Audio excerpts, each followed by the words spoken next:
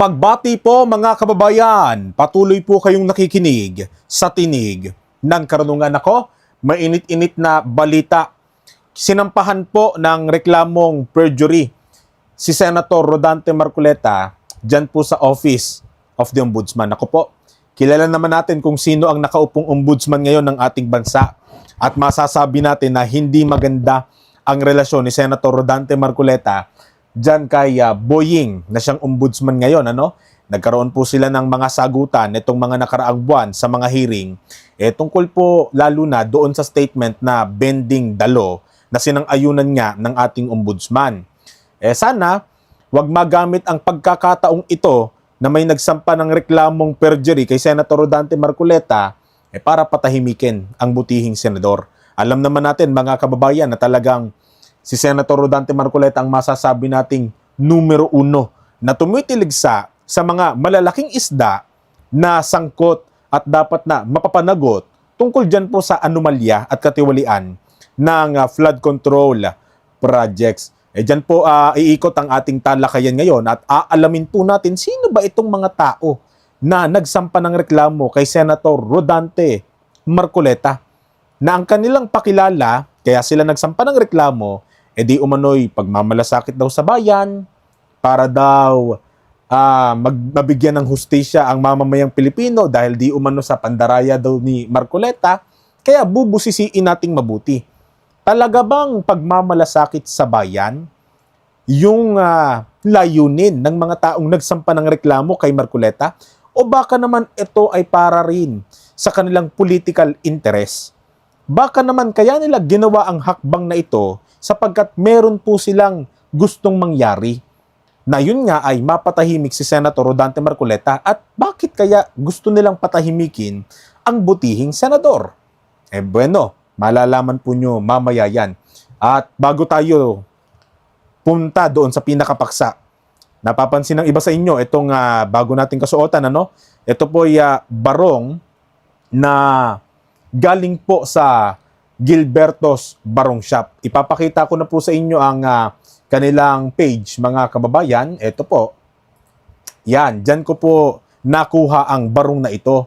Sa mga kapatid ko po, sa pananampalataya, alam naman ninyo na may nalalapit tayong napaka-espesyal na okasyon at marahil ang marami po sa inyo naghahanap kung saan ba kukuha, bibili ng masusuot ninyo.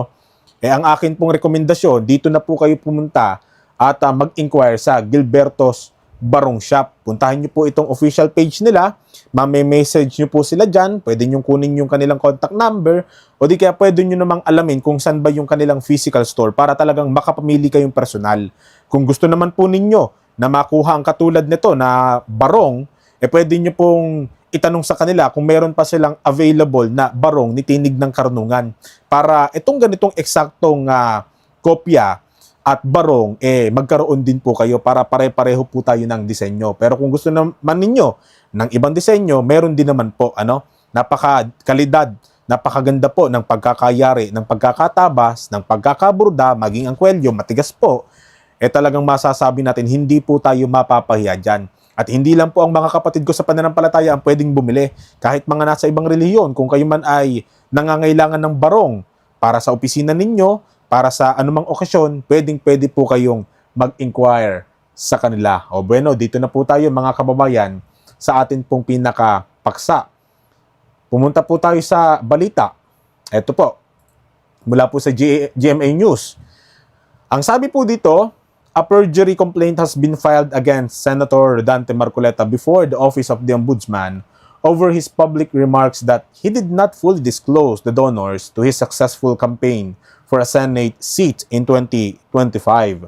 Ito pa rin yung tungkol sa SOSE ni Senator Rodante Marcoleta. Election Watchdog Group kontra Daya, led by Danilo Arao. Ito po yung attorney na nagsampa po ng reklamo sa ombudsman, kundi po kami nagkakamali. And Advocates of Public Interest Law, Alexander Lacson and Dino De Leon. Sila naman po yung kinatawan o bahagi, representante nitong grupo ng election watchdog na kontra Daya.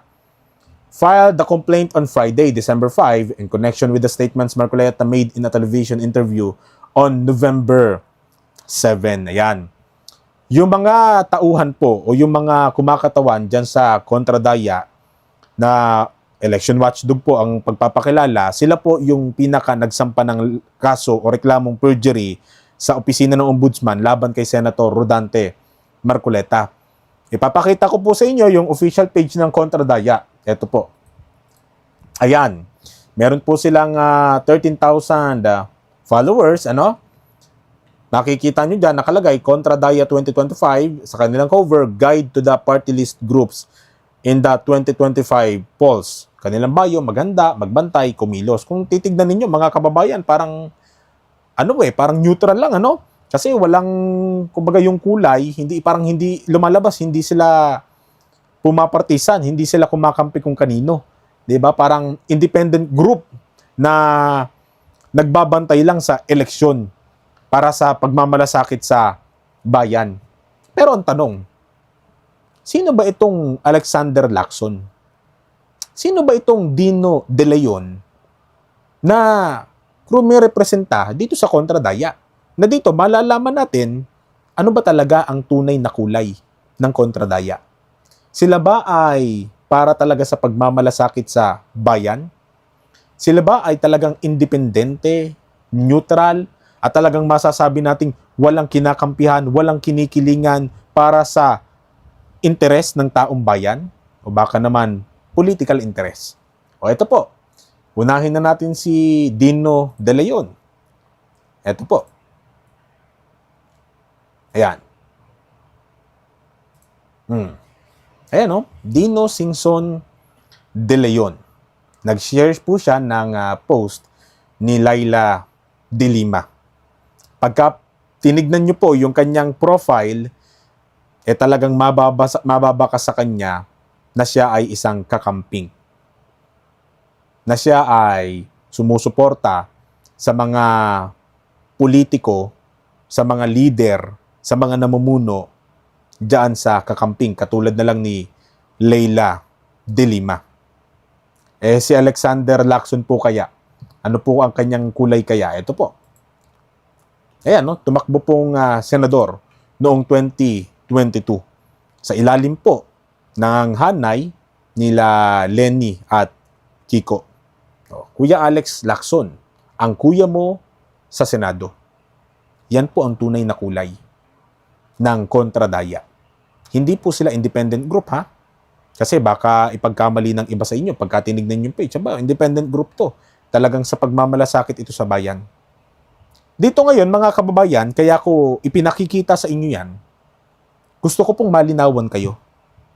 Ayokong kayo ay madaya ng matatamis na salita. Ayokong madaya kayo na para bagang walang kinikilingan ng mga to, na para bagang kahit sino sasantuhin nila basta may pagkakamali. Kasi ang akin, kung talagang watchdog kayo ng eleksyon, bakit hindi ninyo ipinopost sa kontradaya yung mga issue na bumangon noong eleksyon sa mga politiko na inyong sinusuportahan? Alam nyo mga kababayan, ako man po ay may mga kaibigan, may mga pamilya, may mga kakilala na mga kakamping. Sila man ay hindi ko po kinamumuhian dahil sa kanilang political perspective. May karapatan sila eh. Pero ito ay personal insight ko po. Pagpasensyahan nyo na ha, pero sana maunawaan nyo ako. Lalo na sa mga kamag-anak, kakilala at kaibigan ko na mga kakamping na makakapanood at makakarinig nito sa akin. Ang ayaw na ayaw ko lang po talaga sa kakamping, napaka-selective. Tipong sasabihin nila na sila ay for good governance lang. Sasabihin nila na para sa pagmamalasakit lang sila sa bayan, sa interes ng mamamayan, kaya sila bumuboses laban sa gobyerno. Katulad niyan, nung impeachment complaint nila laban kay Vice Presidente Sara Duterte. Kaya daw sila kumikilos ay para sa interes ng Pilipinas. Wala daw political interest doon.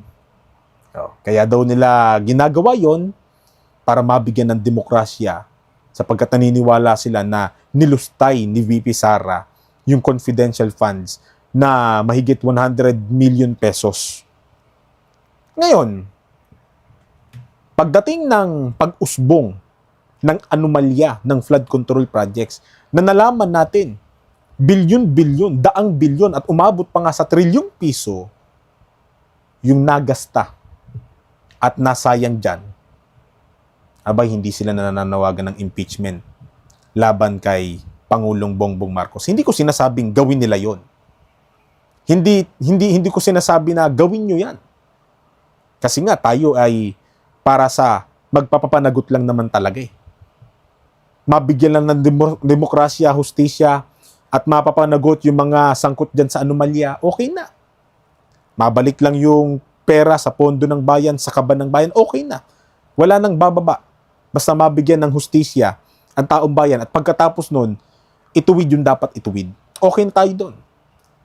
Pero kung ang paniniwala ng mga kakampings na kaya sila gumagawa ng mga ganong aktwasyon sa pag-i-impeach ay para sa interes ng taong bayan, eh bakit hindi sila nananawagan ng impeachment dito kay Pangulong Bongbong Marcos? Bakit hindi sila gumawa ng hakbang? At kitang-kita ng sambayan ng Pilipino, nananahimik yung iba sa mga leader nila. Hindi marunong bumoses. Ika nga, yung nooy, kahul ng kahul, laban sa Vice Presidente, ngayon nananahimik na. At ang katunayan pa nga, nag-post pa nga si Senator Kiko Pangilinan na anya, hindi daw sila nananahimik, nagmamasid lang daw sila. Eh bakit sa usaping trilyong pisong nalustay, nagmamasid lang kayo? Bakit nung usapang mahigit 1 milyong piso lang, kaya ko nila lang, kasi ipagkumpara nyo yung trilyong piso, doon sa milyong piso, eh bakit doon kahul kayo ng kahul? Oh. Anong nabubuong konklusyon natin ngayon? Mga kababayan, kaya nila gustong patahimikin si Senator Rodante Marcoleta dahil sa panahon, kung sakali man, in a legal way, mapatalsik ang Pangulo, sino papalit? VP Sara Duterte. At yun ang pinakaayaw nila. Kaya nga, pagdating sa issue, ang kanilang ginawan lang ng aksyon at kinakahulan sa issue ng paglustay ng pera ay yung Vice President lang. Pero pagdating sa Presidente, wala. Tahimik sila. Yun ang pinakaayoko. Gagamitin ninyo yung taong bayan, gagamitin ninyo yung terminong sa kapakanan ng Pilipinas, pero yung totohan ng pagpapanagot, yung totohan ng pagmamalasakit sa bayan, hindi makita sa inyo sa lahat ng panahon. Kaya itong kontradaya na ito, kung talagang kayo ay kontradaya nung eleksyon, alam ninyong may mas mabibigat pa na mga nandaya nung eleksyon. Bakit hindi ninyo yon ang kasuhan ninyo? Bakit? Dahil ba sa kapag si Senator Rodante Marcoleta ay napatalsik at napatahimik ninyo, wala nang mang-uusig, wala nang magpupush na dapat ay maimbestigahan din pati ang Pangulo, na baka dumating ang panahon, mapapanagot ang Pangulo, mapatalsik, si VP Sara na ang pumalit, at ang pinakaayaw nyo ay yun ang mangyari. Kaya gusto nyo patahimikin si Marcoleta. Eh kaya nga 'di ba nung November 13, nagkawatak-watak kayo. Hindi alam ng iba nating mga kababayan kung saan sila pupunta, kung sa Luneta ba o kung sa EDSA ba, dahil hating-hati ang panawagan ninyo. May panawagan kayo na ibang-iba sa panawagan ng iba ninyong kasama. Naguguluhan eh. Di po ba? Yan ang katunayan na kayo mismo, sa inyong hanay, sa inyong grupo, nalilito na. Sino ba ang kakampi talaga natin? Kanino ba talaga tayo? Ano ba talaga yung layunin natin? Sana mabulay-bulay yan ng iba nating mga kababayan dyan sa hanay ng mga kakampings.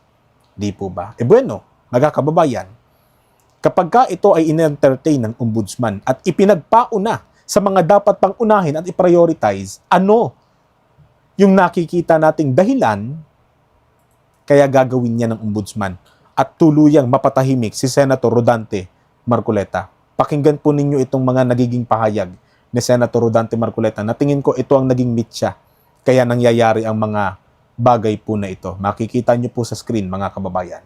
Pero teka lang, hindi kasama sa balita lang kasi ang narinig ko rin kayo na sa ibang istasyon, Nelson, bukod kay Gutesa, ginamit din na ata yung statement ni Saldico, yung mga video messages. Parang hindi na bagit eh. Parang yung kay Gutesa, at saka ito pong huling mga video ni... Tingnan mo na, kung ginamit yun, may binabanggit pang mga tao si Saldico, Oo nga po, di ba? yan nga po, oo. Ang totoo niyan, binabanggit niya ang Pangulong Marcos. Nako. Yan, opo, nasabi ho niya yun. Yan. Kasi mga kababayan, nung nagsampa ng reklamo ang ICI at DPWH, nagrekomenda sila kung sino mga kakasuhan. Ang pinagbatayan po nilang statement ay kay Gutesa. At may mga balita na ginamit din daw po yung mga pahayag ni Zaldico sa kanyang mga post doon sa isang social media platform. Nang ipinagtataka ni Senator Rodante Marcoleta dito, kung yun ang pinagbatayan, bakit hindi maimbestigahan ng Pangulo? Samantalang, si Romualdez, si Zaldico, naimbestigahan. Bakit nagiging selective pagdating sa dapat na maimbestigahan? Samantalang pare-pareho ang pangalan nila nandoon sa mga statement na ginamit ng ICI at ng DPWH. So, yan naman hayag naman talaga yun. Yes, Wala naman tayong itatago rito. Narinig naman nating lahat. Buong Pilipinas ay sinabi niya na nagdadala siya ng pera kay Martin Romualdez at sa ating Pangulo. Di ba? Tama po. Sa Malacanang. So, yun ba pinaktor ng ICI? Ayun nga po ang tanong namin, pagka po ba, halimbawa gano'n, ginamit mo ang isang testimonya sa laysay, sa isang ipapail mo pa lang na information, pwede bang mamili ka lang kung sino ang dapat mong isama? Hindi ka makakapamili. Pag ginamit mo yun, gamitin mo lahat kung ano yung nakasaad doon. Ayun. Yung pala yun. Pag hindi ganun ang ginawa mo, pupunta ka na naman sa bending dalo. Naku po. Ganun ba yun? Di ba? Binabaluktot Twisting dalo. Opo. Di ba? Pero ang tanong, Jensen, halimbawa, ang sabi nyo, nabanggit nga yung pangalan ng Pangulo, pagka isinama nila yun sa papailan nila sa ombudsman, baka naman sabihin, hindi na namin sinama kasi ang presidente may immunity from suit. Yeah. So hindi yan ang tamang forum, dapat yan sa impeachment. Theoretically kasi, Opo. ang pinag-uusapan natin, kung ginamit nila yung statement ni Gutesa, Okay. maliwanag naman na binanggit niya si Saldico at saka si Martin Romualdez. Ngayon, kung totoo na ginamit naman din yung pahayag sa maraming installments, pahayag ni Saldico, si Saldico, binanggit naman niya si Martin Romualdez at ang binanggit Pangulo. din niya ang Pangulo. Yan. Kapag pinagsama-sama mo yon, alam mo kung sino talaga ang dapat na maging subject matter ng investigation. Ayun. Kaya tinatanong ni Nelson, yung doktrina na ang Pangulo ay immune sa Anumang kaso. Totoo yun. Opo. Yun. Pero ang pinag-uusapan natin, Nelson, investigasyon lang naman eh. Ayun. Hindi naman Hindi ligtas kakasuhan. Kasi Pangulo parang doon. kumpleto. Dahil nga sinasabi natin, huwag tayo maging selective. Total naman, binanggit lahat ang mga pangalan ng mga kung sino-sino. Sinino naman eh. Opo.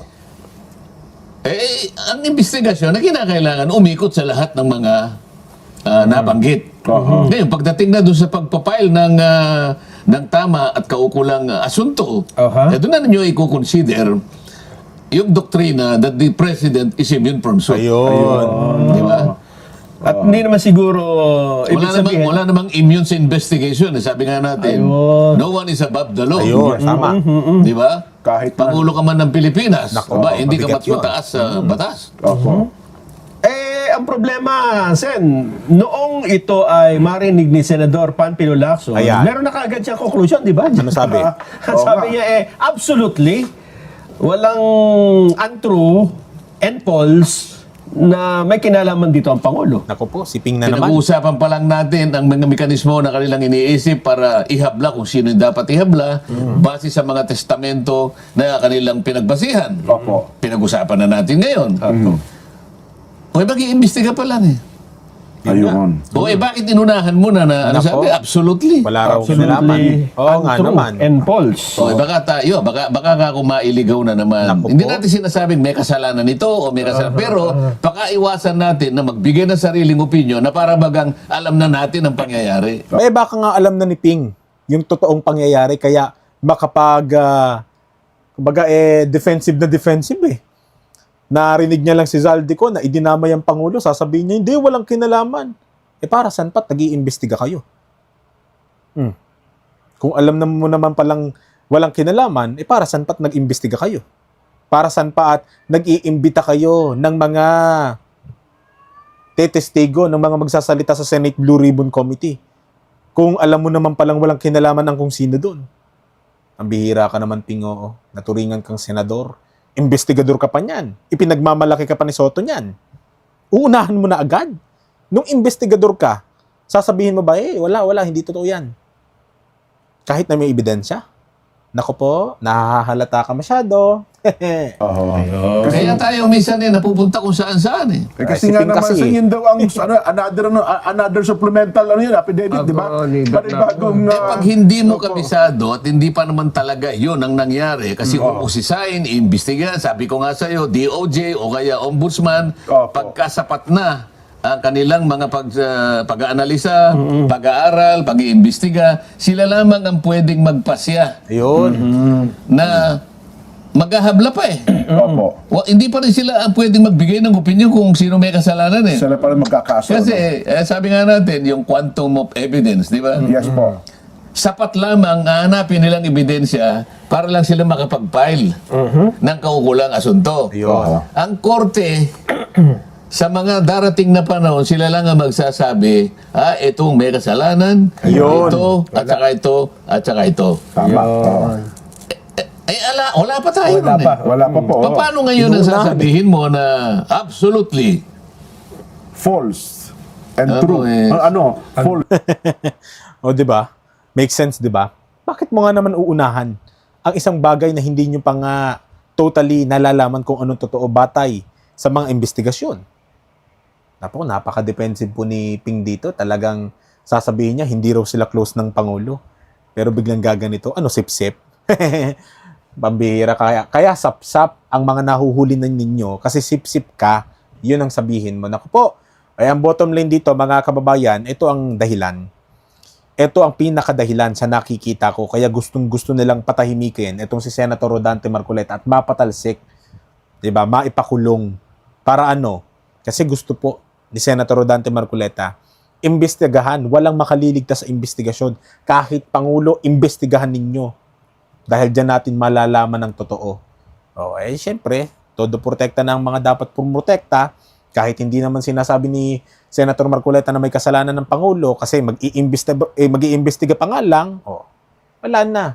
Walang pinagkaiba yan doon sa mga kababayan natin na nagsisikap at nananawagan, Pangulong Marcos, magpa-hair follicle test ka na.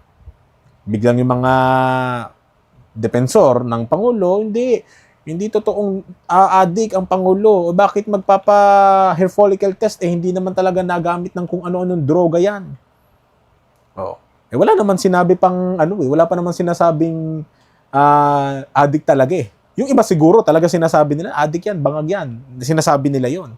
Diba? Para mapatunayan kung talagang hindi addict, hindi magpa-hair follicle test.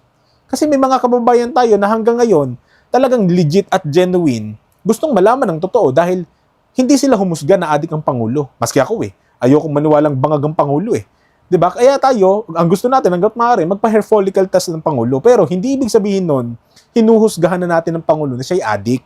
Mambihira ka naman si Auntie Claire kasi kung ano-ano pinagsasasabi. Di po ba? Kaya nabibigyan tuloy minsan ng malisyosong konteksto ang Pangulo, malisyosong imahe at perspektibo dahil din sa mga dumoy-depensa sa kanya.